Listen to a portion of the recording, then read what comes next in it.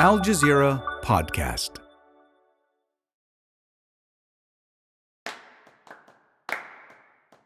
As 2023 wraps up, we're revisiting some of the stories that defined our year. We're breaking down 2023 in 10 episodes. One of them was Israel's mass movement of anti-government protests. In July, the far-right government passed a law that limited the powers of the judiciary, what critics called a judicial coup. Before October 7th, it was the biggest story in Israeli society, while in the background, Israeli army and settler violence against Palestinians in the occupied West Bank escalated to levels not seen in years, led by that same Israeli government. So today, we're revisiting some of those issues to understand what has and has not changed. Here's our episode from July 28th. A note, none of the dates or other references have been updated.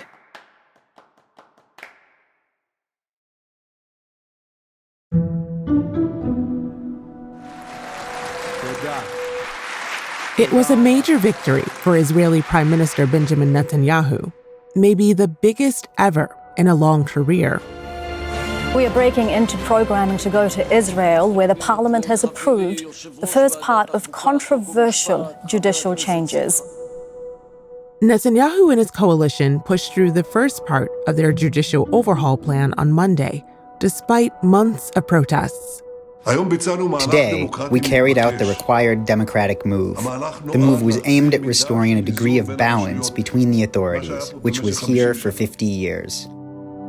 The so-called reasonableness law limits the Israeli Supreme Court's power to overrule decisions made by the government. Critics are calling the move a judicial coup, and members of the opposition walked out, abstaining from the vote. Outside the halls of power, Israeli citizens have been protesting the changes to the judiciary for 7 months, and they've only been ramping up. For weeks, furious crowds have hit the streets. For them, Monday was a major defeat, and it gets at a fault line in Israeli society. When the Supreme Court don't have the tools to be independent, Israel won't be a true democracy anymore. I'm here today to make it clear to the people that I've elected, to the people that I voted for, to the people that I support, that I am 100% in favor of this judicial reform. So what's the end goal of this judicial overhaul? I'm Malika Bilal, and this is The Take.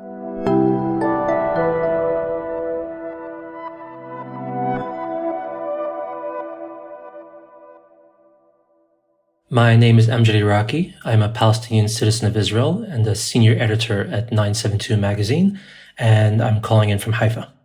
And what does your day look like today? What's on tap for assignments right now?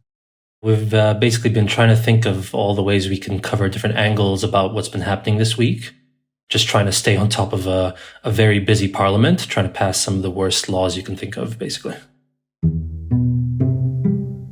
This law that was just passed has become known as the Reasonableness Bill because it removes the Supreme Court's ability to rule on government actions that it considers unreasonable. What are some examples of rulings in the past where that's happened? So the one that's being most cited in the media at the moment is actually one that happened this year. Basically, the Prime Minister, Benjamin Netanyahu, wanted to bring onto his cabinet a man named Aya Elmileik, who is the head of the ultra-Orthodox Shas party. And Deri has been a long-time politician and a member of Bibi's coalition. And Netanyahu wanted to make him a government minister, I think Minister of Interior this time around.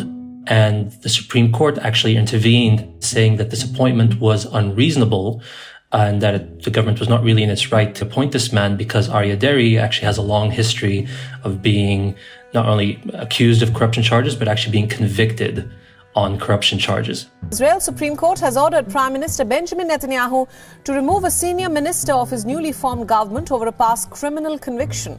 The minister in question is Netanyahu's Health and Interior Minister, Aya Elmileik.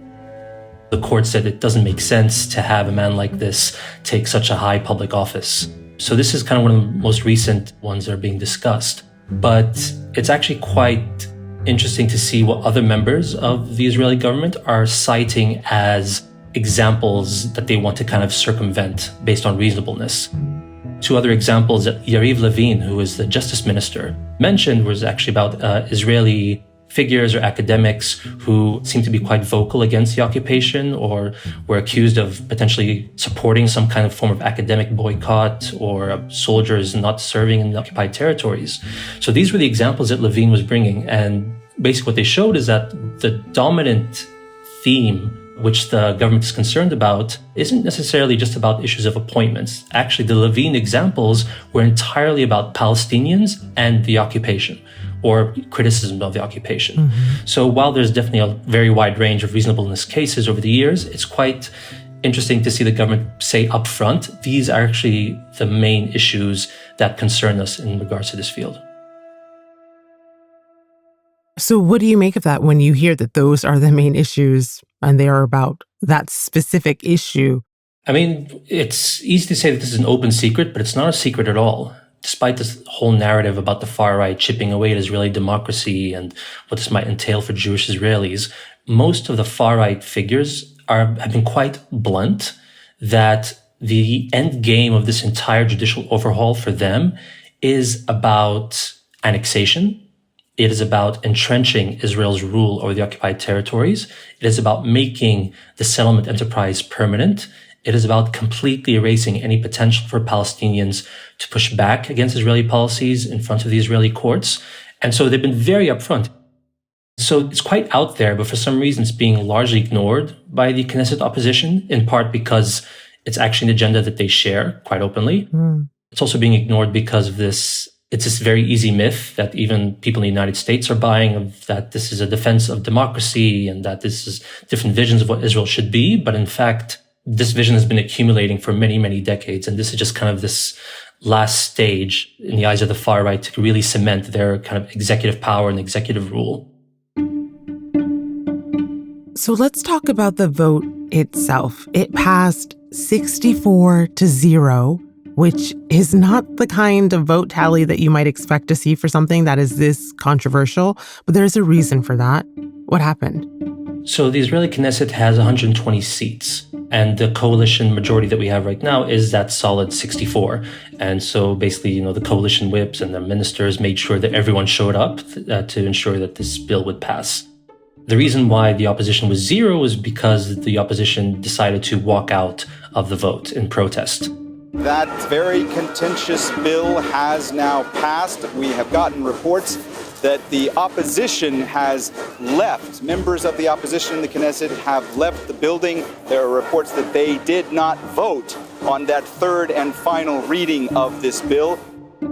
They've done this a couple of times before as a matter of principle, and to kind of give this image that we don't even consent to this game of power that the coalition is trying to play, and to not give it even legitimacy of being debated because they regard this as an undemocratic law. So this is why you have that 0 number. So the opposition Knesset members obviously participated in the kind of debates and the screamings and the shoutings that happened, and entering all these negotiations with the prime minister and the high-up ministers. But in the end, some either just symbolically walked off, some just didn't show up at all. People took different approaches, but they made a point to go to the media and say that we oppose this. Prime Minister Netanyahu has said that the judiciary will remain independent and that the government will now be able to carry out policies in line with what the majority of Israeli citizens want. I asked Amjad what he thought about that claim. So this is one of the rather bizarre and factless myths that the Israeli rights have been promoting for quite a number of decades. In the rights narrative, the Supreme Court is constantly obstructing government policy, and it's constantly impeding on the ability to pursue either, basic public duties or even allowing Israel to kind of fulfill its full potential, whether it's, for its citizens or even kind of expanding its housing and its settlements, etc. And this is really a myth. For the most part, the Supreme Court has actually been almost in lockstep, overwhelmingly in lockstep with the Israeli government on everything from the occupation to racist and discriminatory legislation to all sorts of government decisions. There was like one study that looked at petitions to the Supreme Court that were challenging the government on a whole range of cases, and close to 90% of those petitions were basically rejected by the Supreme Court. In other words, almost 9 out of 10 times, the court essentially allowed the government to go ahead with whatever it was pursuing in the first place. But the myth goes deeper than that, Amjad says. It's also a myth that is mirrored in the opposite spectrum by the opposition, which also thinks that the Supreme Court is this bastion of democracy and it's defending Israeli citizens' rights. And a lot of Israelis are buying into this idea. So in these two main camps, both of them are kind of living this alternate reality about what the court is and how the court actually functions. But you also have Israelis now who are getting more and more annoyed and frustrated that this is becoming the dominant issue in Israeli politics. Keep in mind, for example, that there's a lot of military reservists who are now saying that they won't show up for duty. And so you are having rising numbers being like, okay, this is just going too far. This maybe shouldn't be our priority. But even they don't necessarily think that it's wrong to restrain the court. Or even if they do think that the coup is completely wrong, they're almost not even having the right understandings of why the coup itself is wrong. But there's another party to the conversation, and that's the Palestinians. What Palestinian citizens of Israel think, and how these judicial changes will affect them after the break.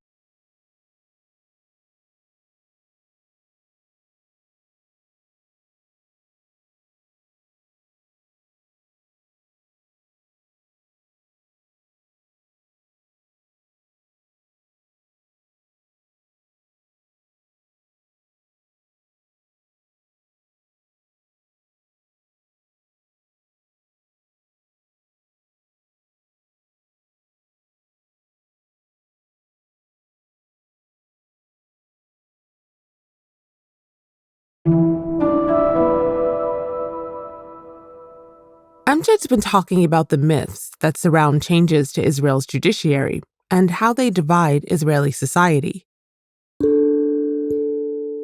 But as a Palestinian citizen of Israel, he's also looking at it from a third perspective. Palestinian citizens of Israel make up 1 in 5 citizens inside the state. And Palestinians are watching this, seeing these two myths between these two camps, knowing full well what the Supreme Court is, because the judiciary has constantly legitimated their own inequality. The Supreme Court has constantly approved all kinds of land confiscations and racist laws, including the Jewish nation-state law. Israeli lawmakers have passed a law declaring the country the, quote, nation state of the Jewish people. The law says only Jews hold the right to exercise the national self-determination in Israel. So Palestinian citizens aren't actually being represented at all by this higher political echelon. And their desires are certainly not taken into consideration, and their critiques of the judicial coup and their critiques of even the protest movement are being shunned and marginalized.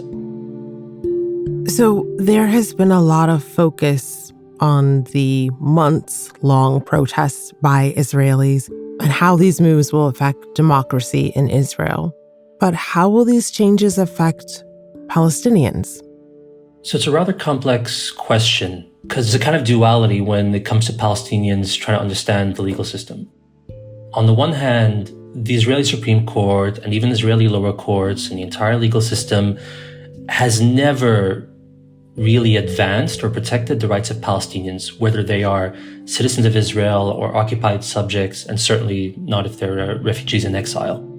In the occupied territories, numerous times when Palestinians have gone to challenge land confiscations for Israeli settlements, or their military practices that are conducted, or even when the army uses sniper fire against protesters in Gaza or issues targeted killings, the Supreme Court has almost always said, okay, go ahead. So the courts were never a defender of Palestinian rights. They are not this bastion that the Israelis think that it is, or that the Israeli right tries to paint it as. At the same time, and this is a kind of contradictory element of it, is that the Supreme Court and the judiciary is still one of the few avenues that Palestinians have to pull up a fight against the Israeli system. So if you're a Palestinian villager in the Negev, in the Nakab, or a Palestinian in the South Hebron Hills, you feel that you have to go to the Supreme Court to at least drag out the fight. There's a difference between being able to pull up a legal fight for 10, 15, 20 years for your community versus the government being able to fulfill it in 1 year without any potential for legal battle. Mm. So this is a kind of contradiction whereby you're kind of damned if you do, damned if you don't. And for Palestinians, they don't want to be defenders of the court system, but they also know that without it, they're even in a much worse situation.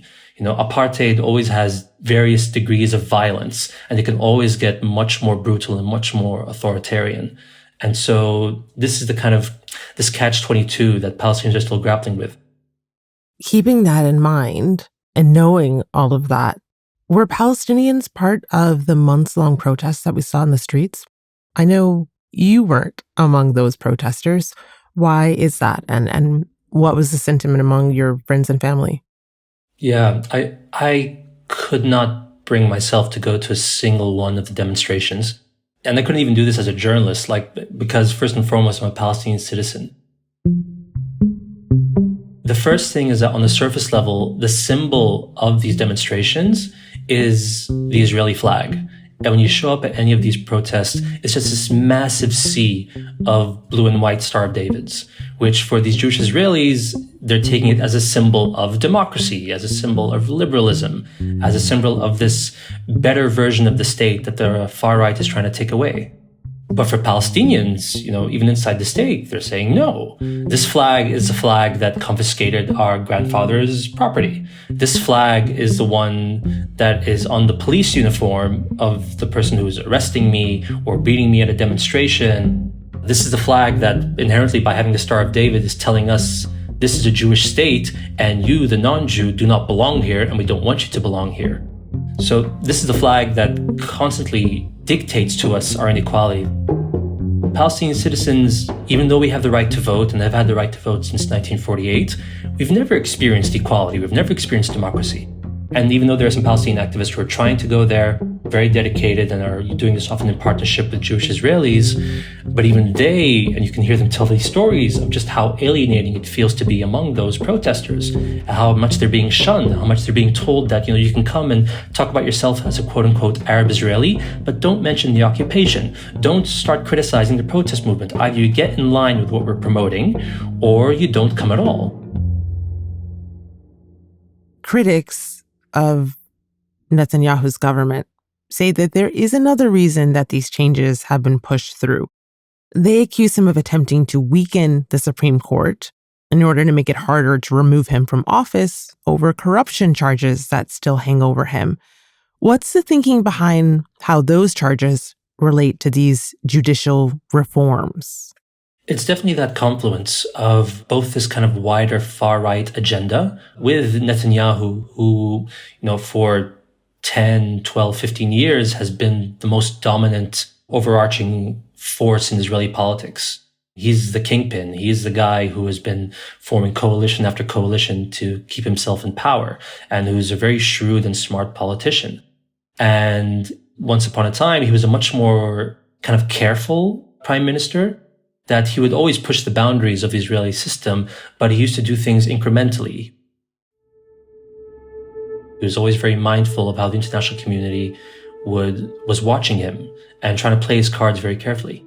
Now, because the corruption charges are being heard right now in the Supreme Court, because there's this new sense of urgency, and because he's finally finding coalition partners who no longer have qualms with his corruption charges, but are actually also exploiting him and see a mutual interest in both sides to strip the court as much as possible to enshrine executive power.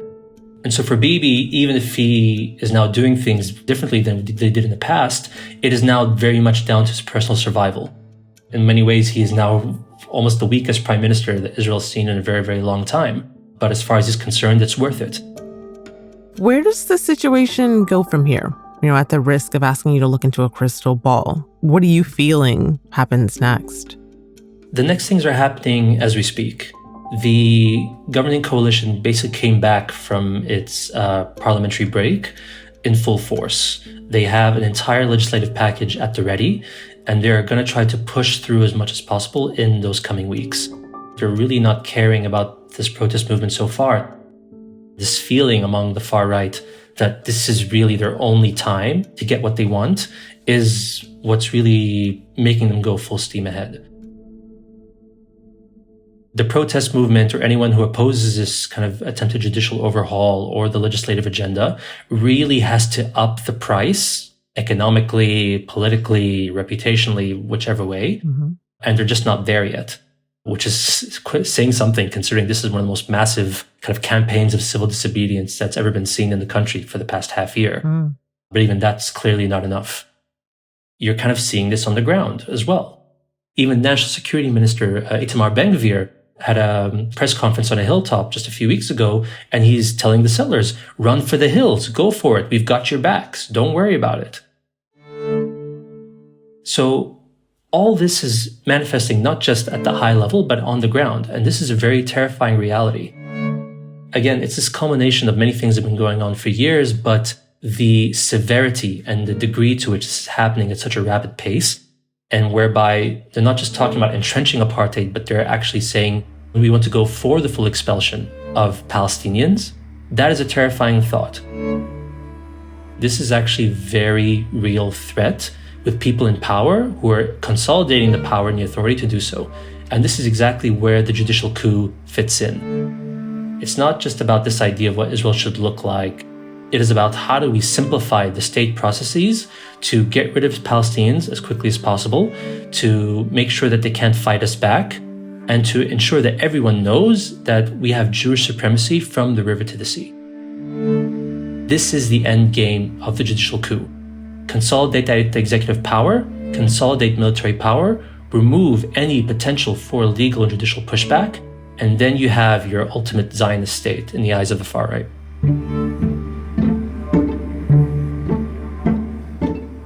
And that's The Take. This episode was produced by Fahrinisa Campana with Zaina Badr, Sonia Abou-Gad, Amy Walters, Miranda Lynn, Khaled Soltan, David Enders, Chloe K. Lee, Ashish Malhotra, and me, Malika Bilal. Our sound designer is Alex Roldan. Alexandra Locke is The Take's executive producer, and Nate Alvarez is Al Jazeera's head of audio. We'll be back.